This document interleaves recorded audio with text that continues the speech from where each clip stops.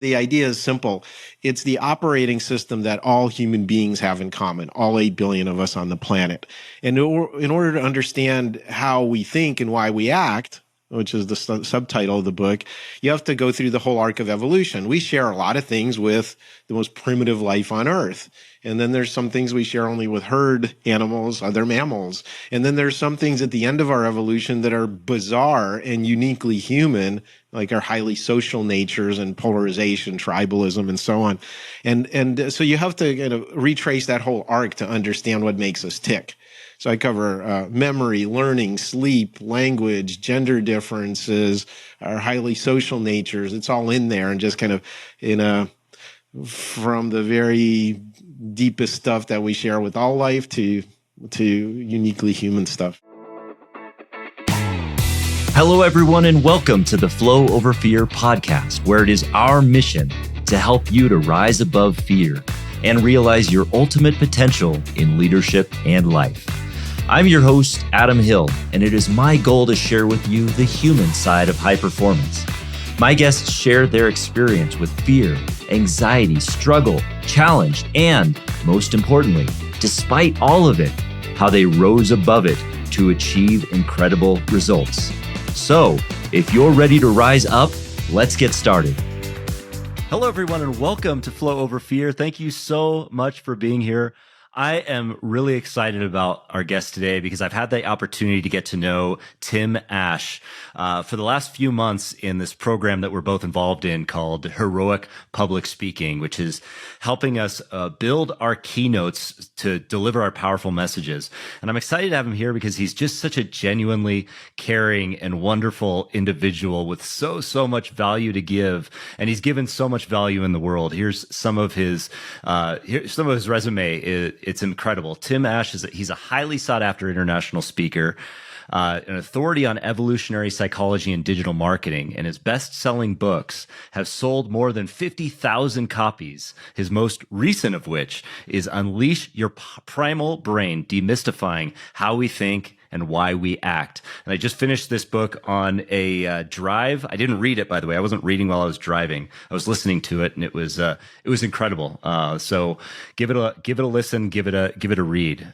For 19 years, Tim was the co-founder and CEO of Site Tuners, a strategic digital optimization agency, and he helped create over 1.2 billion with a B of value for companies like Google, Expedia, eHarmony, Facebook, American Express, Canon, Nestle, Symantec, Intuit, Humana, Siemens, and Cisco, and many others. And today he speaks all over the world to audiences in the thousands, and he's likely the best collegiate saber fencer and self-taught salsa dancer we've ever had on this podcast. Thank you so much, Tim, for being here. That's quite a mouthful, quite a resume. Yeah, it's Thanks, incredible. Adam. Great to be with you. Yeah. Well, I know that. I mean, you've been speaking for a very long time, and you've got so much authority. And I really want to dig into a lot of this evolutionary psychology concept because it's so intriguing. But I also want to kind of get back to where you started and how your career evolved from, being in marketing, being basically one of the pioneers in the digital, website space and evolving into evolutionary psychology. Can you kind of take us back and to where your journey started? Sure. Well, actually, it's more of a full circle situation. I started out at University of California, San Diego. I had a double major in computer engineering and cognitive science. And I stayed there for graduate school in what would now be called artificial intelligence. So 7 years in the PhD program, trying to come up with computers that can learn from experience. But I'm a quitter. So after 7 years, I quit the PhD program and I started my first company instead. I'd been working in some large companies, defense contractors and others. And I decided to start my own digital marketing agency. And so for about 25 years, I was involved in what's called conversion rate optimization, or CRO. And that's essentially making websites more effective. So a higher percentage of your website visitors will act once they get to your website. And what is that if not persuasion? And what's persuasion if not psychology? And so after 25 years of that, and as you mentioned, getting some great results for our clients, I'm back to my first love, which is explaining how human beings really think and make decisions. And that's the basis for my latest book. I love that. And I'm going to jump way, way ahead because you kind of mentioned AI and everything like that. And Sure. and it's intriguing to me because it's on everybody's mind. Everybody's talking about it. Yep. But, when we talk about this space and how that plays a role in it, having come from that beginning stages where you're working on your PhD in a similar concept, seeing where it is now, what do you believe are the implications of all of that? Ooh, well, I'm glad you asked the easy questions first. Yeah. Well, let's put it this way. Back in the Stone Ages, when I was doing my work, what we were working on was the algorithm side. How do you design computers that can learn from experience and from example?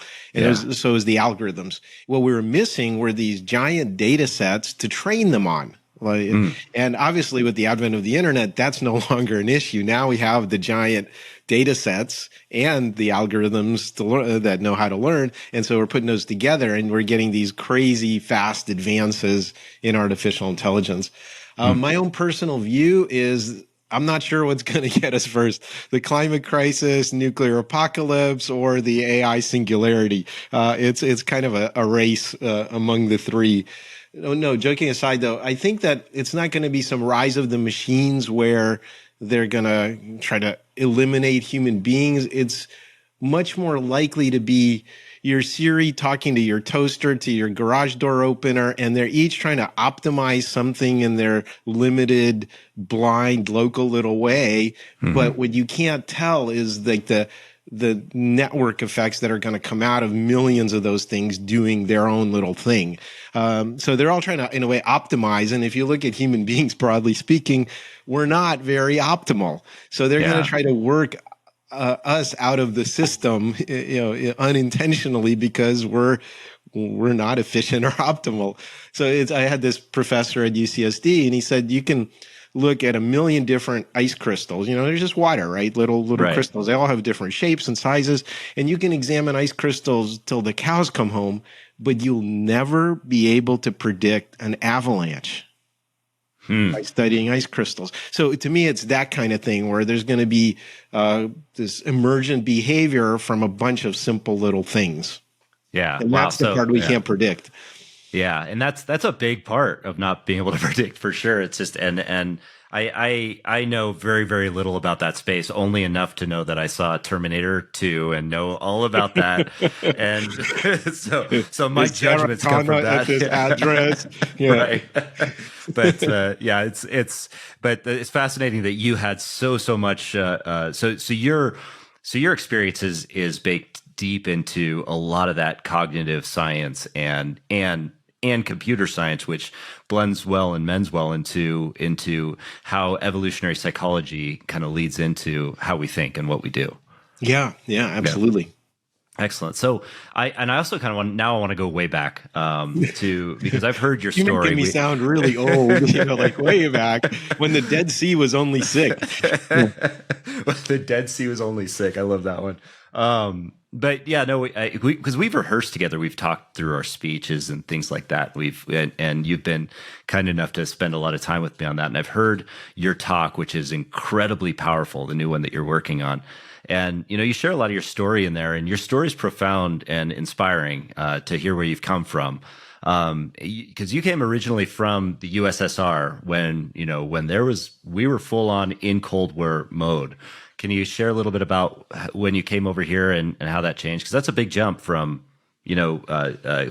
immigrating to the United States to attending college for computer cognitive science and really leading the way to be a very impactful entrepreneur and speaker. Yeah, you really don't know where life's going to take you. I mean, in my case, it took brave parents. As you mentioned, we were in the Soviet Union during the depths of the Cold War, and my dad was ethnically Jewish, and there was a lot of discrimination around that. And so he had just straight A's out of high school, but he couldn't go into this aviation institute he wanted to attend because they considered Jews a security risk and just wouldn't let him apply. So that's how he ended up getting a PhD in civil engineering instead.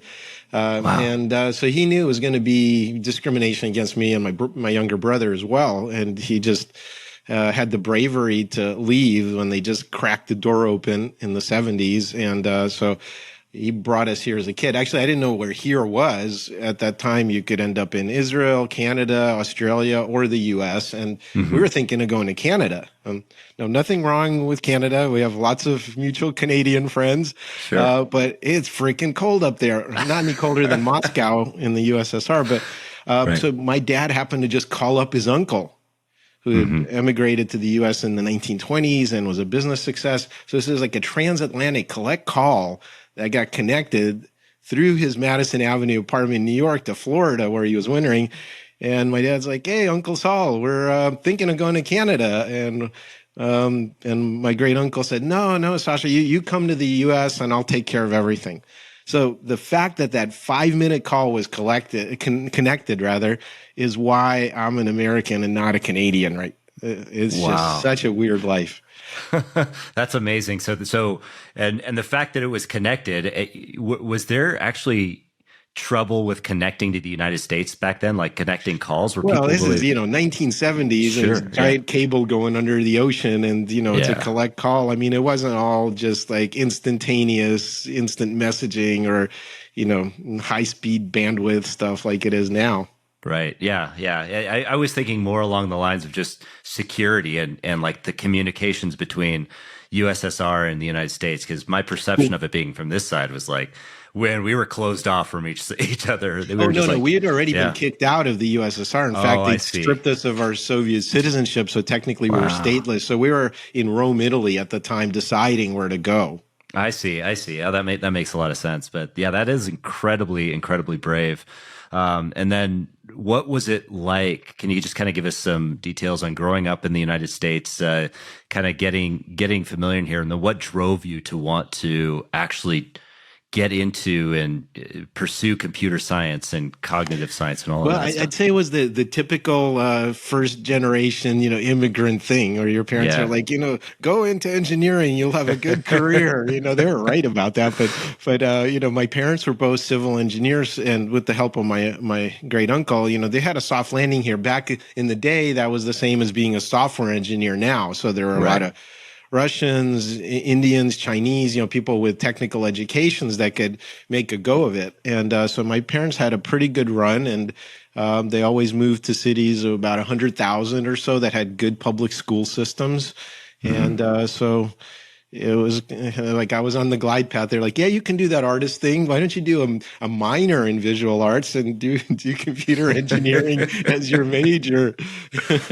Yeah, well, reading through your bio, like your longer bio. I didn't know this about you, but you are an artist. You're a martial artist. You do a lot of different really cool things. I love that. Was that something that was kind of created in you, that creative spirit at an early age? Is that when you fostered a lot of that? Well, I think it's people's personalities. I mean, you could also say I'm the jack of all trades and master of none, just stick my nose in a lot of things. But I just follow my curiosity, which is big picture paid off, I would say, in my life.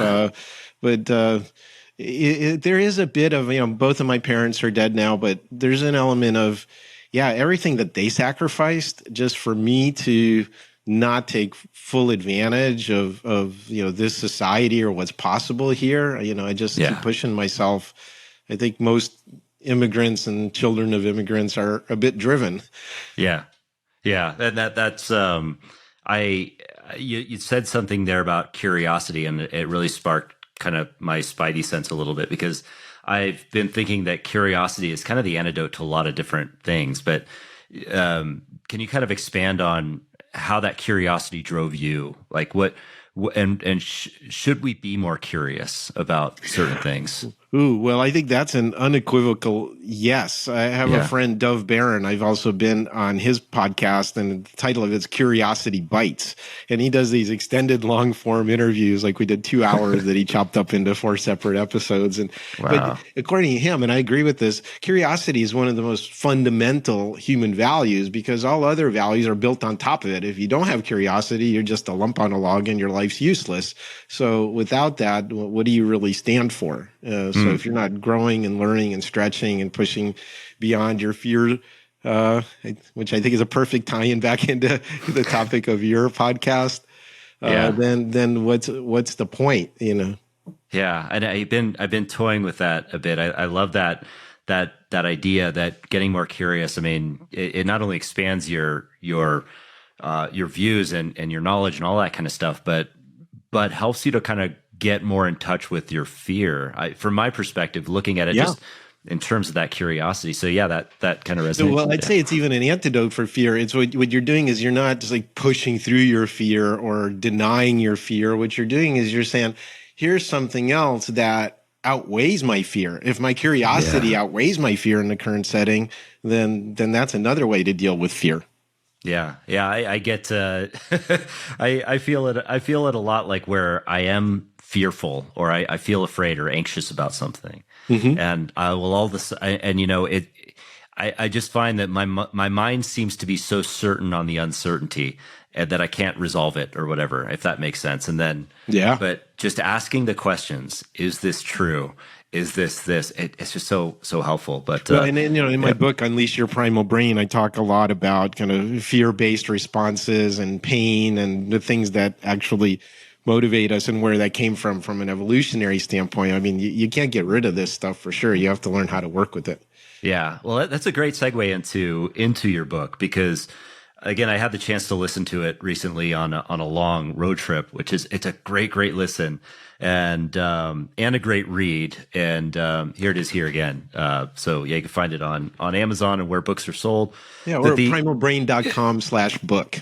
That's primalbrain.com/book, and we'll get that in the show notes too. But it's just such a great read on like what makes us tick. And what I was taken by with it is that it's so, I mean, for a very complex process. I mean, you read it over the course of over the course of 8 billion, years of evolution. But just this idea that you explain it so simply and with profound short paragraph or short chapters, it was really helpful. So what do you hope people can get from this book, and what's really the goal for writing this book, and what's it about?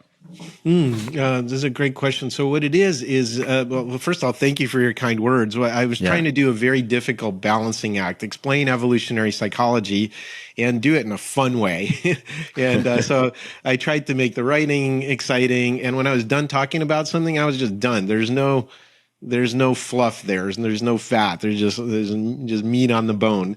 And so I've distilled about 30 books down to one readable one. So that's what, if I succeeded at that, that's what I consider to be the real accomplishment. Yeah. But basically, the idea is simple. It's the operating system that all human beings have in common, all 8 billion of us on the planet. And in order to understand how we think and why we act, which is the subtitle of the book, you have to go through the whole arc of evolution. We share a lot of things with the most primitive life on Earth.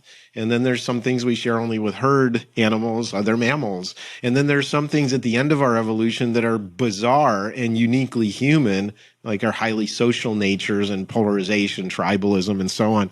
And so you have to kind of retrace that whole arc to understand what makes us tick. So I cover memory, learning, sleep, language, gender differences, our highly social natures. It's all in there, and just kind of from the very deepest stuff that we share with all life to uniquely human stuff. It's Oh, go ahead.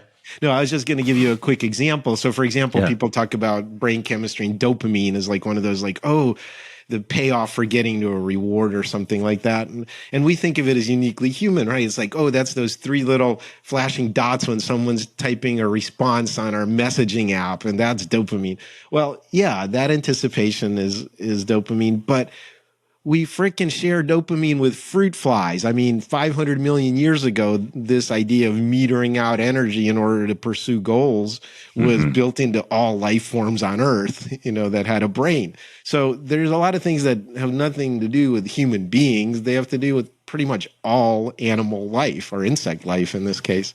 Yeah. So yeah, and from what you describe in the book, it sounds like a lot of the driving force behind that is simply survival. I mean, that evolutionary point is just we want to keep surviving, right? Yeah, and it's not to thrive, it's to survive. And so a lot of people think that there's like some kind of our brain is there to optimize things, or our memory is perfect. And no, the purpose of everything the brain does is keep it at a fairly low energy level. We already burn up massive amounts of our energy just powering our brain.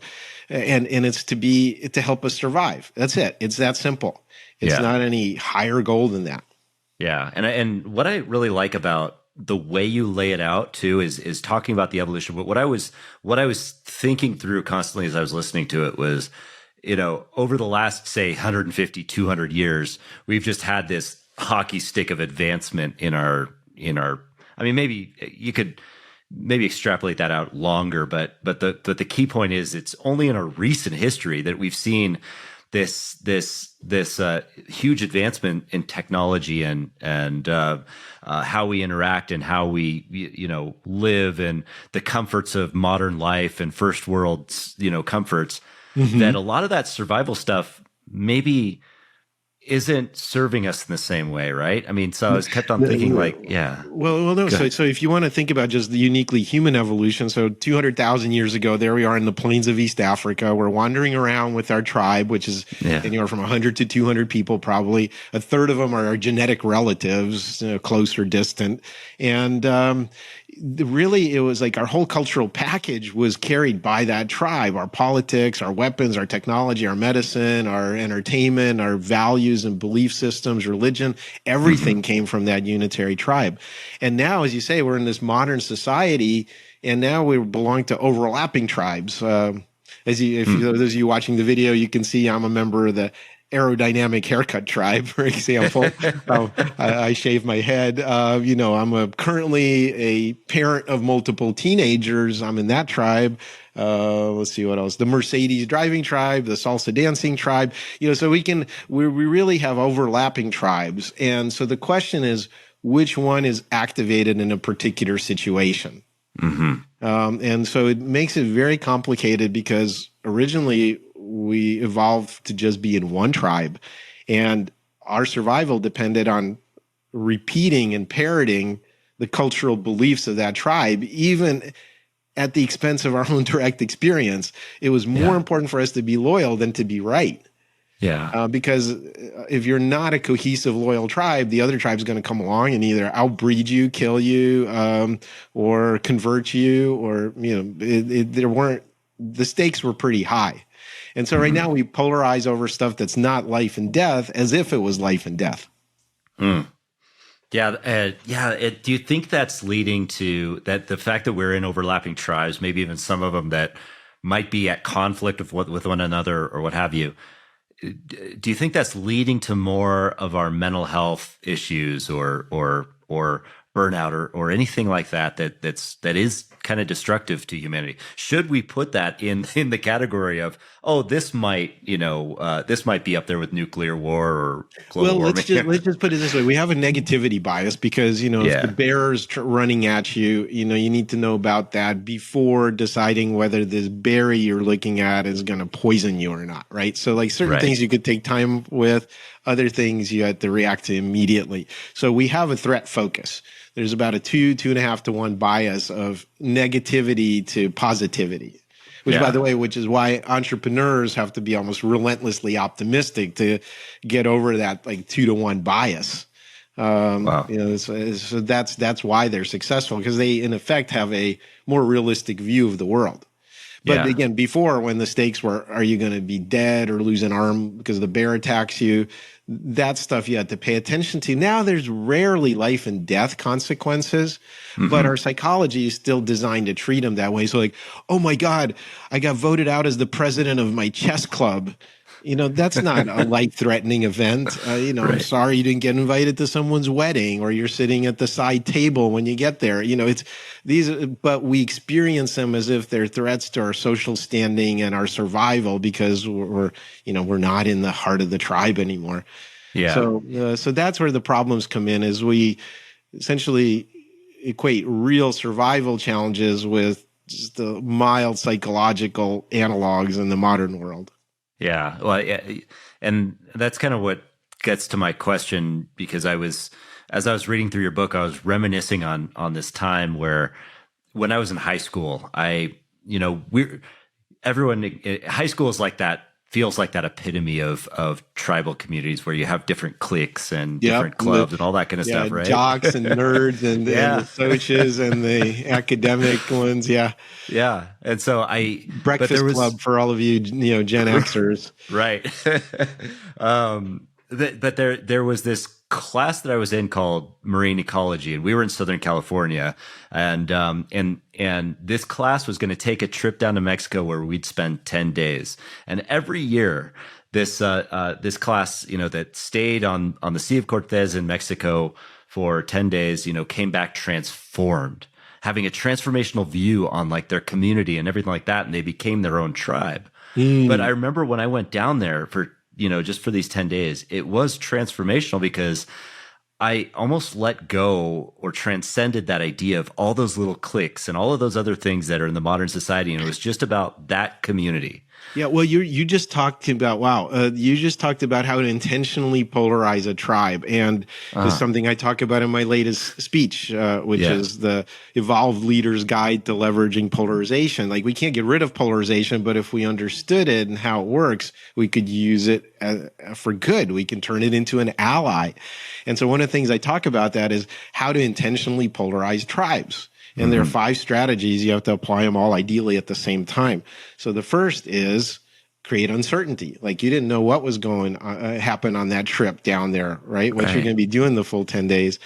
Peer pressure, ideally unanimity. You see everybody else around you acting a certain way, you fall into line. I mean, it takes a lot of backbone to stand against unanimous action by others. Like, you have to be Nelson Mandela or Gandhi or something, and there's a high price to pay for that.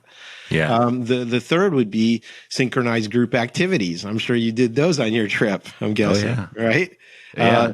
The fourth is the difficult initiation. If it was easy, you wouldn't value it. And then the final one is the example of the leaders and whether they actually embody the cultural package and the values of the tribe. So I'm guessing if you've ever been strongly bonded to a group, some or probably all of those elements were present. Yeah. Yeah. It's what I call the primal polarization toolkit. Primal polarization toolkit. Yeah. Yeah.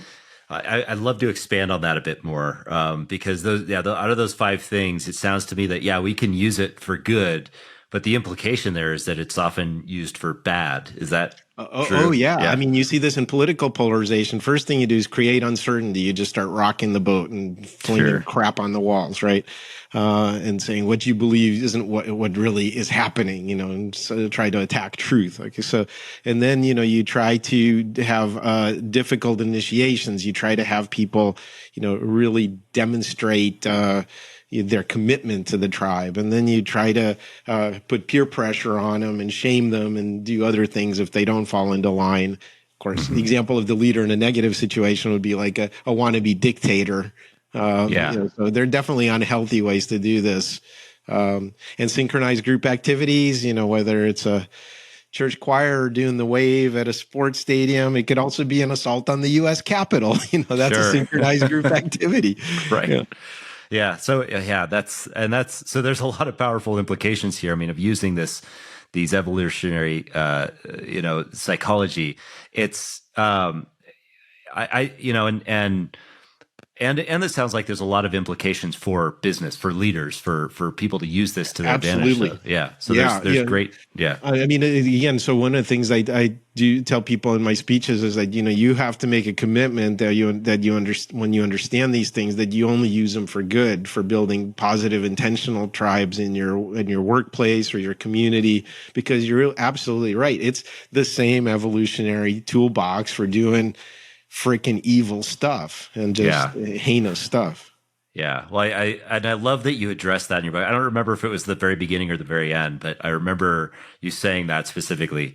We're going to make a pact here that, this is used for good, because it is powerful, powerful stuff. And I mean, it's in our psychology.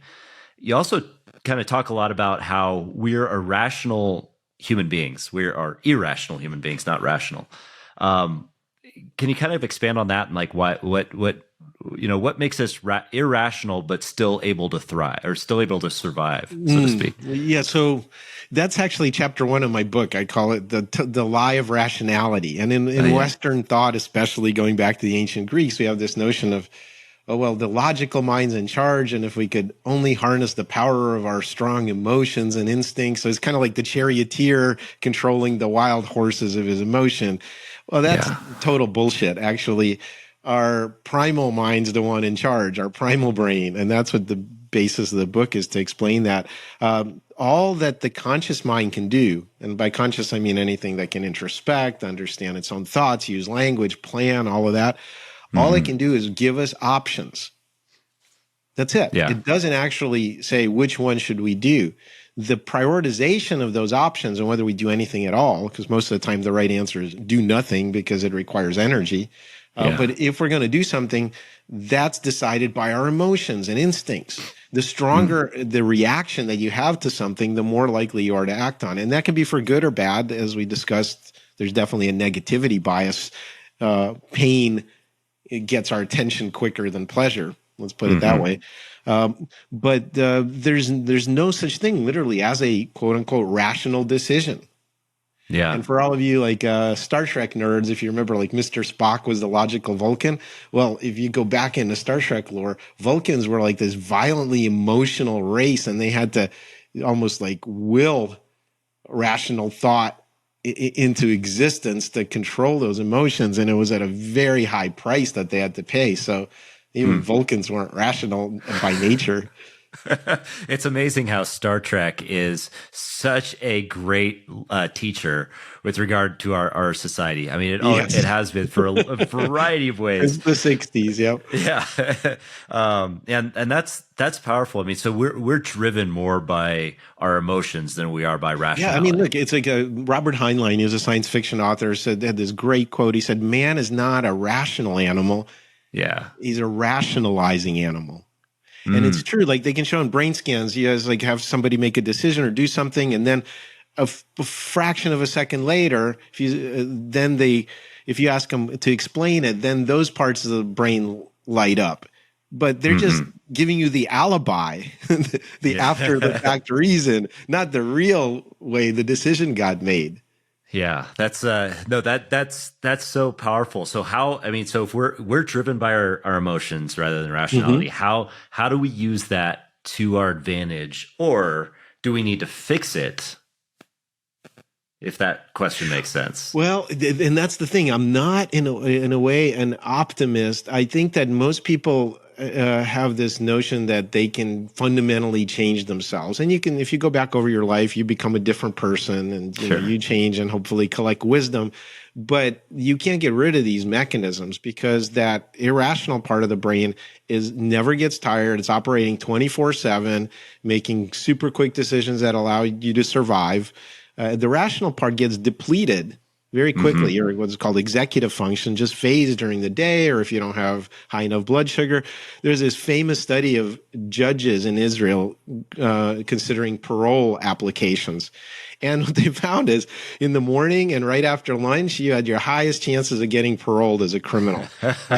Before lunchtime or by the end of the day, your chances plummeted.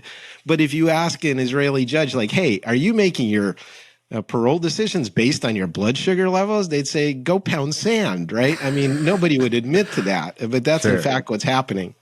That's so, I mean, it's not funny. I mean, it's obviously that the implications there are tragic, but it's funny that that's what it leads to, and that we continue to try to convince ourselves that in this first world that we're changing, that we're rational. Yeah. Yep. So then is there a way that we can use that to our advantage? Like my whole philosophy is that, we're going to experience fear. It's a given. That's what, human beings experience it. But at least we can use it to our advantage, that it's signaling something that, we're either signaling danger. Look, if you want to make better decisions in the face of risk and fear and uncertainty, I mean, there's a couple of tips I can give you. Okay, so one is get sleep. 7 to 9 hours, not optional. It's daily life support. Every form of life that lives longer than a few days on this planet has some form of sleep. It's not, it's daily life support. So people talk about diet, exercise, sleep. Sleep's like the afterthought or the redheaded stepchild. Yeah, No, right. sleep is foundational. The other stuff layers on top of it. Okay. Yeah. Because your decision making, your creativity, your ability to read nuanced emotions from other people and not become aggressive and paranoid all depend on sleep. So don't shortchange your sleep. Don't stay up and watch one more episode on Netflix. And 7 to 9 hours. That's my number one priority. The second thing that you can do is make the hard decisions at the beginning of the day. Don't check your email first. There was this, when I was in the entrepreneurs organization, we once had a speaker and he said something like, kiss the biggest frog first. Yeah. Don't put that thing off, because that's the thing that requires good judgment. Is the limited amount of it that you have, you're going to have earlier in the day. So save those for the important decisions and then check your email at the end of the day. So what I'm doing, which is just putting that off and just ruminating on it and getting all anxious about it until exactly next week. The wrong thing to do. That's the wrong thing to. Okay. Well, this has been worth its weight in gold. Then, yeah, because that's hard to do though. Make those big decisions early in the day. That's always early always in hard. the day, Yeah. before your executive functions used up. I mean, if you ever been to one of those timeshare things where they show you around, they spend 2-3 hours, they wear you down, and then they put the papers in front of you and say, "Wouldn't you want to own this wonderful timeshare?" That happens at the very end when your executive functions all used up. Yeah, That's not an accident. Or you've had one too many Mai Tais or something or like that. both. That's, Yeah, exactly. That's why I don't drink anymore, right? No, that's interesting. And our collective friend Nina Nesdoli, who recently gave a TED talk on that rest, that sleep is so important. I mean, and just I'm glad we're starting to have that discussion more. That idea of rest and recovery, making sure that we're doing here's that. a little tidbit for you. There is no major psychiatric condition that doesn't involve a sleep disturbance. Yeah. That's how fundamental it is. Yeah. It's interesting because one of the things that was related to my anxiety growing up or guilt and a lot of, so the feeling that I'm trying to run away from a lot is shame, right? I mean, that's just, and I used to feel so deeply ashamed when I slept in. Like as a kid, like sleeping until noon, which teenagers do. They sleep late. Oh yeah, they're in a later sleep schedule and need more sleep. Yeah. Yeah, but I felt so much shame around that. And even into college and when I got into work life, it was like, oh man, I can't sleep in because it's like ingrained in our culture in that. And I'm so glad that that's shifting. And I feel good now about sleeping in till 8 or 9 o'clock in the morning because that's just the time I need. So yeah, absolutely. I think that's honor your sleep. And another thing that helps me is I do. Some people write at length. I just do little bullet points and capitulate gratitude, like just little good things that happen during the day. Yeah. My daughter, I said, "I love you." She said, "I love you too," or "I love you more." It's like, I got to bank that one at the end of the day. Or I was on a walk and little kitty came up and I petted it. I mean, so I just do these little bullet points. There's nothing I'll ever go back or read. But it turns out that the things that happen in the final hour before you sleep are processed 5 to 6 times more than the rest of the day's events combined. So I also strongly suggest not only you get sleep, but that you have a coast down routine that's healthy, that gets you into sleep. Yeah, can you expand on that a little bit? Because I'd love to know like what we should be doing before sleep. I've heard a lot of like, well, you should meditate, you should do this, but at a minimum, you should turn the lights off. Yeah. Okay. And you should not stare at your phone. In fact, ideally, and there have been studies that even the phone in the same room as you is a problem. So like literally putting it in another room, not in your bedroom. Yeah. Oh my God, I know I'm talking heresy now. And so the other is, like I said, anything that you want to think about, which is usually good stuff, gratitude, recapitulating that. That's why people like religious people will like say, prayers or, thank you for remembering, my mom and dad and keeping us all safe or whatever. Those kind of things are really good before you go to bed because you're putting them into your mind. The other thing I recommend is that anything you don't want in your mind, you unload. Now I keep a Post-it pad by my nightstand and it's like, oh, I just forgot something. Well, jot it down. That way you don't slap it on your nightstand, and then you'll see it in the morning, but you don't have to remember it. Your brain doesn't have to feel anxiety about it at night. Yeah. So load up your brain with good stuff, gratitude for what happened that day. Also, any creative problems. Like if you want to just remind yourself, yeah, I got this decision to make in the morning, the important one. And your mind will go to sleep and it'll solve that creative problem at night if you get proper sleep. So load it up with the creative stuff. I like that a lot. So think about the creative problems. That's kind of, yeah, that's a new one. I read, and I really like that one is think about the creative problems before you go to bed so that you can resonate. So is it fair to say, and is it true that, what we like, the attitude that we take to bedtime, can carry over into the morning? So say it's always said, don't go to bed angry kind of thing, right? Yeah, absolutely. And that's good. That's just good relationship advice, Right. That's what it's related to. But yeah, absolutely. You want calm, you want positivity, you want gratitude. Gratitude is one of the few non-addictive, non-escalating things that we can get pleasure from. Yeah. I mean, you could go, everything else, whether it's drugs or dancing or alcohol or sex. I mean, you need larger and larger amounts of them to feel the same. There's this kind of addiction pattern to it that I talk about in the book. But gratitude is like this renewable resource. It's infinite. It does wonders for you, and it doesn't cost you a thing, and there's no bad side effect. There's no hangover from gratitude. Yeah, gratitude is the best drug in the world. Let's keep it. I love that. Yeah, absolutely. So I mean, you've answered a lot here as far as like that, as far as why we think the way we do, and there's so much more value in this book, and it's so good. This is one of my new favorites. I'm really glad you wrote it. Thank you so much. And really, because it is so simply put on such a complex thing. I mean, we all think through a lot of these things of like, why do we feel this way? And yeah, a lot of it comes from evolutionary psychology. But and you'd mentioned something about our negativity bias, and that's a survival instinct for us. Am I right about that? Absolutely. Yeah, no, it's not going away. Right. So 2-to-1 bias. So we tend to think of negative things more. Let me give you a quick example. Yeah, so I'm going to give you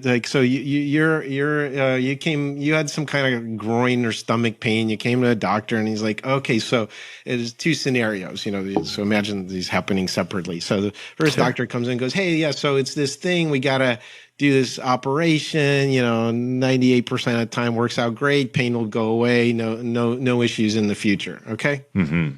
Right. Okay. So this other doctor, different training, comes in and says, oh, Adam, so, there's this thing, and, if we don't, you have to have the operation. If 2% of the time you're going to die on the operating table, but that's like really rare. So, don't worry about that. How you feeling now? not great on option 2. But really, it's the same thing. It's a 2% chance of not having a good outcome, right? Right. I remember when I got my LASIK done, it was like some tiny 0.5% chance of something going wrong, but I was freaking out. Sure. Just at the thought of being blind or something if they use the scalpel wrong, So you always focus on the negative because the price of the bad thing happening is much higher. Yeah. Well, and I've heard you discuss before that this idea of thinking about the negative is actually, while on an individual basis we should strive to think of the positive. Mm-hmm. From a marketing standpoint, when we're pushing out something that we're selling, we almost want to sell the pain because that's what people are focused on. Oh, it's the only thing. And a lot of marketers are like, oh, that's off brand for us. We're the nice brand. We don't say mean things. It's like, so if I was selling toothpaste or tooth whitening toothpaste, I'd sound something like this. Your yellow and gray teeth, you bet you're ashamed to show them. So you keep your mouth closed all the time. Mm-hmm. Probably have resting bastard face. And that makes it hard to get dates. And chances are that you will end up dying alone. And the only way they'll find you is because your cats start meowing because you're not feeding them anymore. Okay, now you should probably get the tooth whitening, right? As opposed to you'll have a bright smile and fresh breath. You know, you need to really rub salt into the wound to move me off of my comfortable spot. Yeah. Otherwise, Wow. again, the default reaction of the brain to 99.99999% of things coming in is do nothing, because that requires energy. Yeah. Well, now I'm super self-conscious about my teeth, and Yeah, well, buy my toothpaste. no more coffee for me. Yeah.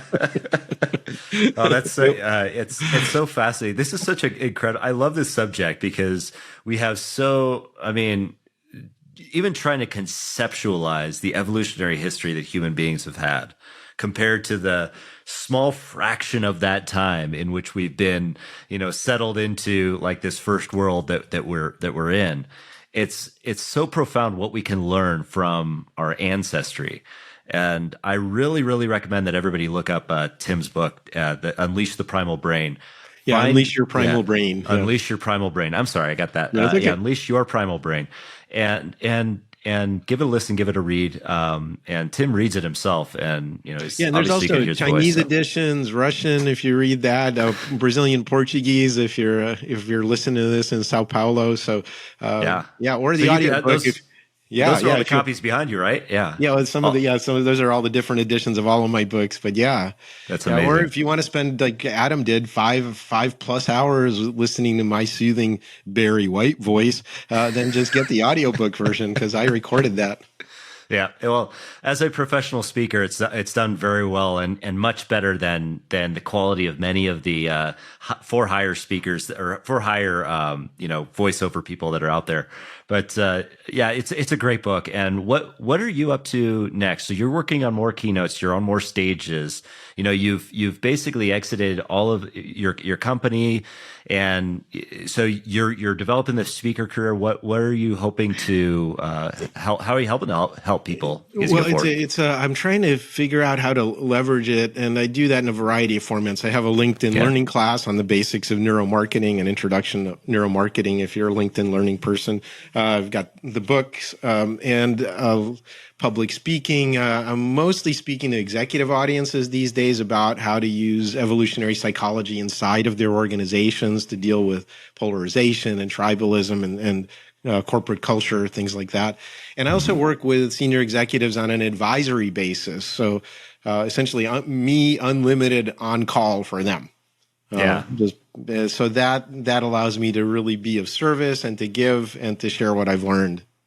Well, I love it, and you have so much to share and give, and I thank you for all that you do, because you, like I said at the beginning, you're such a caring and giving force in the world, and I know that's part of your mission. And you told me your mission, what your purpose on this planet is. Do you mind sharing that here?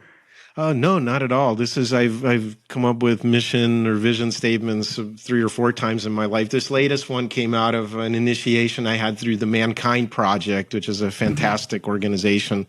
And it is as follows. I co-create a world of peace, safety, and love through joyous expression and service. I love that. It's so beautifully put, and so much representative of who you are, Tim. Thank you so much for being here and sharing that with us. The book is called Unleash Your Primal Brain, and it is available now on Amazon. Tim Ash, where else can people find you? Where would you like people to? Just primalbrain.com will get you there. Awesome. Primalbrain.com. Thank you so much, Tim, for being here, and thank you so much to everybody for listening. And we will see you next time. Hey, everyone. Thanks for tuning in to the Flow Over Fear podcast. If you'd like to learn more about getting into flow and learn the foundations of flow, I have a free video series on my website at www.adamcliffordhill.com called The Foundations of Flow. Feel free to go there and download it and start your journey to rising above fear and achieving greater flow in your life. And if you like this episode, and I'm guessing you did if you stuck around for this long, then please do me a favor and hit the subscribe button, and you will receive notifications when I have new interviews, new recaps, and new trainings that pop up on YouTube. Thanks again for joining us.